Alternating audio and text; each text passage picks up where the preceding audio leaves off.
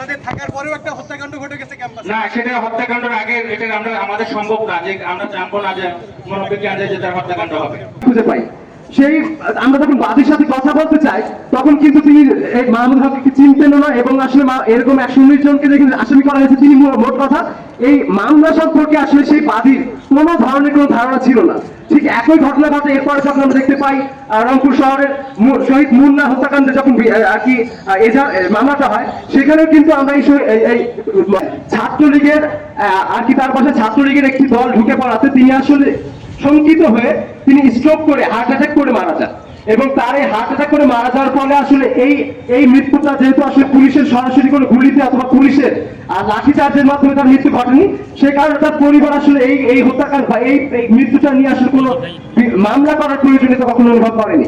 কিন্তু এতদিন পরে এসে একটি মামলা করা হয়, একটি হার্ট অ্যাটাকের মামলাকে কিন্তু এখানে সামনে আনা হয় কিভাবে তাকে কুপিয়ে হত্যা করা হয়েছে, এইভাবে কিন্তু এজাহারে কিন্তু এরকম একটা বক্তব্য আমরা গতকালকে মাহমুদুল হক শিক্ষা শ্রেণী কার্যক্রম সম্পূর্ণ করার পরে যখন উনি বাসায় গিয়েছিলেন তখন এই এখনকার পুলিশ এই 5ই আগস্টের আগে পুলিশের মতো আচরণ করেছে। কিভাবে আচরণ করেছে? একটা মামলা হয়েছে এই চলতি মাসের 3 তারিখ। সেই 3 তারিখের মামলায় যিনি দাবি করা হচ্ছে এনাকে পিটিয়ে হত্যা করা হয়েছে, অথচ তার কবরের সামনে যে একটা লিফলেট ঝোলানো আছে সেখানে স্পষ্ট ভাবে লেখা আছে উনি হার্ট অ্যাটাক করে মারা গিয়েছেন। এবং 18 তারিখে একটা পত্রিকায় রিভিউ হিসেবে প্রকাশিত হয়েছে যে হচ্ছে এই মামলাটা তাকে অর্থাৎ একটা মিথ্যা মামলা জারি করা হয়েছে। প্রশাসনকে বললে প্রশাসন জুলাই বিপ্লবে যদি আবু সাইদ হত্যাকাণ্ড সংঘটিত না হতো, আবু সাইদ নিজের জীবন বিলিয়ে না দিত, এই নতুন বাংলাদেশ সৃষ্টি হতো না। ঢাকা বিশ্ববিদ্যালয়ে ছাত্রদেরকে কিভাবে শিক্ষকরা দমন করেছিল, শিক্ষকরা নিজেরা দাঁড়িয়ে থেকে শিক্ষার্থীদের উপর আক্রমণ করেছিল। ঢাকা বিশ্ববিদ্যালয়ে একটি শিক্ষক গ্রেপ্তার হয়নি। আর আমরা যারা রোকেয়া বিশ্ববিদ্যালয়ের শিক্ষার্থীদের পক্ষে ছিলাম, এই যে আমার এখানে শিক্ষকরা যারা আছেন রোদ বৃষ্টিতে ভিজে ছাত্রদের পক্ষে মিছিল করেছে, যারা আপনারা আছেন তারা ছিলেন। আমি গ্যারান্টি দিয়ে বলতেছি আমরা ছিলাম, আমরা 16 তারিখের পরে ছিলাম, আমরা বলেছি আমরা অবশ্যই ছিলাম। আপনাদের থাকার পরেও একটা হত্যাকাণ্ড ঘটে গেছে ক্যাম্পাসে। না, সেটা হত্যাকাণ্ডের আগে এটা আমাদের সম্ভব না যে আমরা জানবো না যে মুরব্বীকে আনলে যে তার হত্যাকাণ্ড হবে। ছাত্রদের সংগঠিত করে, শিক্ষকদের সংগঠিত করে আমরা রাজপথে ছিলাম এবং আপনারা অনেকেই জানেন যদি 5ই আগস্ট না হতো আমাদের আমি সহ বেশ কিছু শিক্ষক আমাদের জেলে থাকতে হতো। কিন্তু দুঃখের বিষয়, ফ্যাসিস্ট সরকার বিদায় নেওয়ার পরে যে সকল শিক্ষক এবং যে সকল সহকর্মী আমার যেসব ছাত্ররা আন্দোলন সংগ্রামে অগ্রগামী ভূমিকা পালন করেছে তারাই এখন চরম বিপদে আছে। এই ফ্যাসিস্ট সরকারের প্রেতাত্মা প্রশাসন থেকে শুরু করে বিভিন্ন ব্যক্তিবর্গ এই অর্থের বিনিময়ে অযথা শিক্ষকদের বিভিন্ন মামলায় জড়িত করে দিচ্ছে। আপনি মামলার ধরন আমার শিক্ষার্থী যেভাবে বর্ণনা দিল খুবই দুঃখজনক। একজন বিশ্ববিদ্যালয়ের শিক্ষককে কোনোদিন বিনা নোটিশে প্রশাসনের পারমিশন ছাড়া গ্রেফতার করতে পারে না।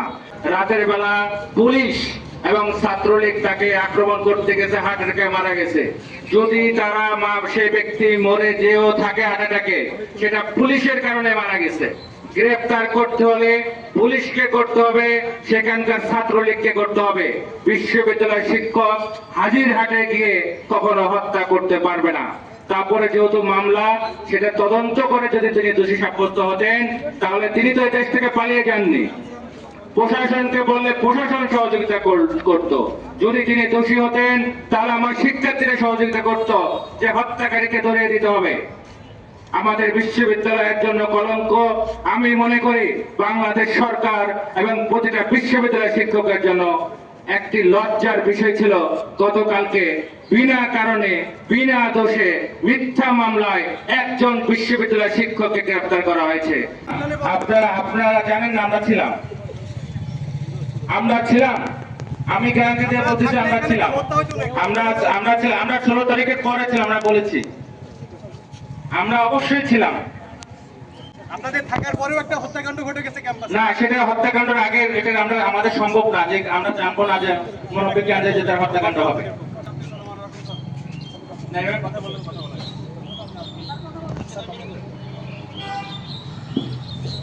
আমরা এই যে আমাদের পক্ষে বিপক্ষে কথা বলা, যে জুলাই বিপক্ষে ছিল কি ছিল না, এই সুযোগটা নিচ্ছে দোষররা। আমরা চাই এই বিশ্ববিদ্যালয় দোষর মুক্ত হোক, প্রকৃতি অপরাধরা তারা দোষী সাব্যস্ত হোক। এখনো অনেক শিক্ষক আছে জুলাই বিপ্লবের বিপক্ষে অবস্থান করে ঘুরে বেড়াচ্ছে, তাদের বিরুদ্ধে কোনো মামলা হয়নি। আমি চাই প্রকৃত ঘটনা উদ্ঘাটন হোক, প্রশাসনের শাস্তি হোক। আমি চাই বাংলাদেশ সরকারের যারা আছে নীতি নির্ধারক, এই বিশ্ববিদ্যালয় যে ভালো চলছে, বর্তমান উপাচার্য যে এই বিশ্ববিদ্যালয়টাকে আন্তর্জাতিক মানে নিয়ে যেতে চাচ্ছেন, সেটাকে সহযোগিতা করার না করে এইসব ঘটনা, এইসব গ্রেপ্তারের মধ্য দিয়ে বিশ্ববিদ্যালয়টাকে অস্থির করার জন্য চক্রান্ত চলমান আছে। আমি সবাইকে উদাত্ত আহ্বান জানাবো, এই বিশ্ববিদ্যালয়কে ভালোবাসুন, বিশ্ববিদ্যালয় ন্যায়ের পক্ষে থাকুন, সঠিক পথে থাকুন। সকলকে ধন্যবাদ।